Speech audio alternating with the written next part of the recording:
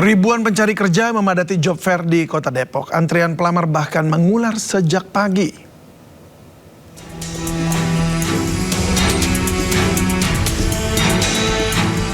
Antrian panjang pencari kerja memadati job fair yang diselenggarakan pemerintah Kota Depok pada Selasa. Tak hanya didominasi pencari kerja berpengalaman, job fair ini juga dipadati para lulusan baru yang mencari peluang memulai karir.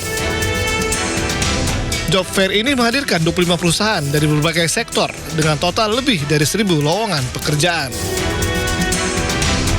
Kesempatan kerja yang ditawarkan terbuka bagi lulusan SMA, SMK, diploma, hingga sarjana, baik bagi fresh graduate maupun pelamar yang sudah memiliki pengalaman kerja. Saya kan fresh graduation ya Kak, jadi lumayan 3-5 bulanan yang lalu saya sebelum lulus juga udah mulai mencari kerja. Kemudian kesulitannya pertama karena saya kurang pengalaman pekerjaan ya Kak, karena baru lulus kuliah, baru lulus sekolah juga. Rata-rata kan sekarang pekerjaan juga butuhnya yang bergelar atau yang penuh pengalaman dalam bidang pekerjaan. Tadinya istri sekalian itu sih iseng-iseng nyari juga kalau misalnya ada. Jadi sih juga mau coba cari kerja di sini. Iya. Sudah berapa lama Pak nyari kerja setelah kontrak selesai kerja yang sebelumnya? Sekitar 7 bulan. Pemkot Depok menyatakan peningkatan jumlah pengangguran yang terjadi dipengaruhi perlambatan ekonomi global yang berdampak pada perekonomian nasional. Ya, jumlah pengangguran ini masih di angka 60-70 ribu, di angka 7, sekian persen ya. Jumlah pengangguran dan 6,52%, jadi di angka 60 ribuan ya. Tingginya antusiasme menjadi gambaran akses terhadap pekerjaan masih menjadi tantangan. Dari Depok, Jawa Barat, Iyung Rizky, iNews melaporkan.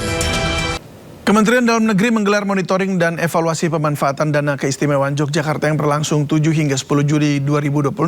Berdasarkan pengamatan di lapangan, pemanfaatan dana keistimewaan ini telah mendorong peningkatan pendapatan masyarakat, pengentasan kemiskinan, serta mengatasi pengangguran.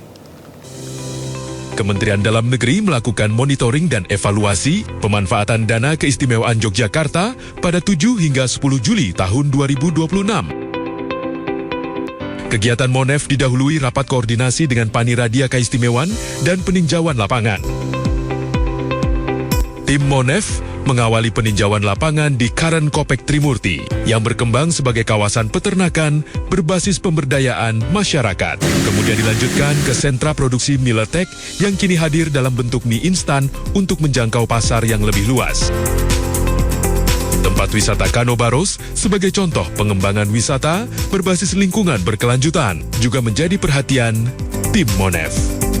Selain itu, tim Kemendagri juga melihat langsung kemandirian ekonomi dan pangan di Sumberharjo dan Taman Martani, serta menyaksikan bangkitnya wisata di Sambirejo, serta dialog bersama warga di Balai Budaya Taman Martani.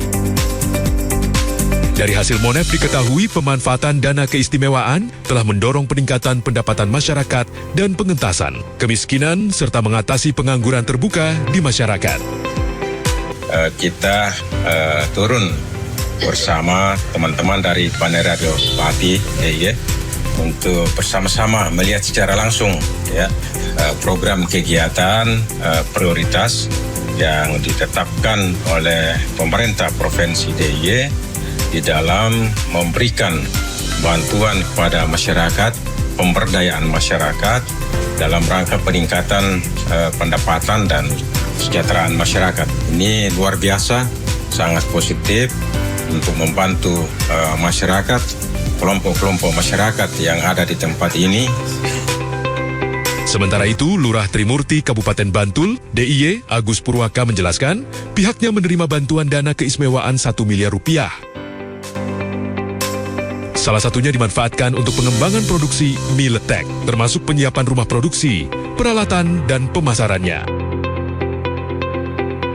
Kita mengolah ataupun mengemas ya, produk unggulan Trimurti yaitu Miletek yang semula itu hanya diproduksi dalam bentuk yang tradisional juga dipasarkan di pasar-pasar tradisional.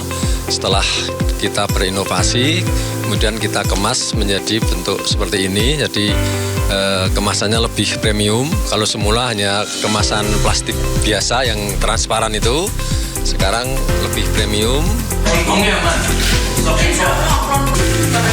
Menurut Lurah Trimurti, dengan kemasan yang lebih premium, Miletex sudah dipasarkan di hotel, bandara, perkantoran, dan dijual secara online. Ya, ribuan netizen yang menyayangkan komentar tenaga kesehatan terhadap pasien yang kemudian meninggal dunia akhirnya viral. Beberapa tenaga kesehatan yang ikut berkomentar meminta maaf melalui media sosialnya. Kenalkan, nama saya Widyarini Pangestika. Pertama, saya turut berduka cita atas meninggalnya almarhum Yuhrizal. Semoga amal ibadahnya dapat diterima di sisi Allah. Amin. Yang kedua, saya mengucapkan permohonan maaf yang sebesar-besarnya kepada pihak keluarga dari almarhum Yuhrizal atas utas saya yang menambah beban emosional dan luka pada keluarga. Saya menyadari kesalahan saya dan ketidakprofesionalan saya sebagai tenaga kesehatan. Saya juga meminta maaf kepada instansi saya karena utas saya tersebut mencoreng nama baik instansi saya. Di sini saya bersungguh-sungguh untuk meminta maaf. Saya berjanji tidak akan mengulangi lagi di kemudian hari. Sementara itu, pihak Rumah Sakit Dr. Sarjito Yogyakarta menegaskan pasien pengguna BPJS Kesehatan yang viral bukanlah pasien di rumah sakit tersebut. Rumah sakit juga menegaskan dokter yang memberikan komentar nir empati di medsos merupakan dokter peserta didik PPDS dari FKKMK UGM yang telah dinonaktifkan sementara. Kami turut berduka cita atas kerugiannya kita, terutama pada pasien. Kami sangat berempati terhadap meninggalnya pasien tersebut. Namun kami perjelas dan pertegas bahwa pasien tersebut bukan pasien dari Rumah Sakit Sarjito. Jadi ini murni pasien di luar Rumah Sakit Sarjito. Kemudian yang kedua, bahwa dokter yang memberikan komentar tersebut, yang mengunggah tersebut, merupakan dokter peserta didik dari FKKMK UGM dan RSUD Dr. Sarjito. Jadi ini murni peserta didik yang melakukan mengunggah di media sosial secara personal. Kemudian apa langkah yang akan diambil? Untuk ini Rumah Sakit Sarjito dan FKKMK memiliki sekretaris bersama pendidikan bermartabat. Tentunya yang bersangkutan nanti akan kita proses di dalam pendidikan bermartabat. Viral di media sosial, seorang pasien BPJS curhat di Threads menunggu hingga 8 jam lamanya untuk mendapatkan perawatan. Di awal-awal saat curhatan ini diupload, sejumlah tenaga kesehatan memberikan komentar kritikan. Inilah curhatan seorang pasien yang diunggah di media sosial. Isinya 8 jam belum dapat ruangan, nggak mau spill RS-nya, soalnya gue pakai BPJS. Nah, komentar ini mengundang kritikan dari sejumlah tenaga kesehatan. Muncul beberapa komentar seperti, PP-nya kayak orang have, tapi aslinya heaven kah? Heaven some brain cell? Ada lagi yang komentar pedas ya, orang miskin, harta miskin ilmu. Miskin akal tapi pengen diistimewain. 8 jam sangat wajar, apalagi kalau RS rujukan nasional. Lalu ada komentar lainnya. Potong aja kak nadinya, nanti juga dapat ruangan. Ini tega banget ya. Lalu komentar lainnya, kalau full mau dipindahin kemana? Ke lantai. Nggak ada hubungannya dengan pakai BPJS dan nggak pakai BPJS yang pakai banyak. Kalau mau pindah cepat, ruang jenazah kosong. Itu yang terakhir, betul-betul akhirnya harus minta maaf ya.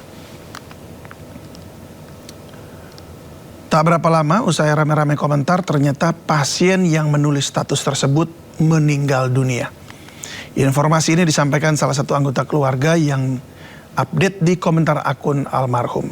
Keluarga almarhum menyayangkan reaksi kritis yang dianggap berlebihan dari sejumlah tenaga kesehatan menghiasi lini komentar status almarhum yang sekedar berkeluh kesah terkait pelayanan rumah sakit.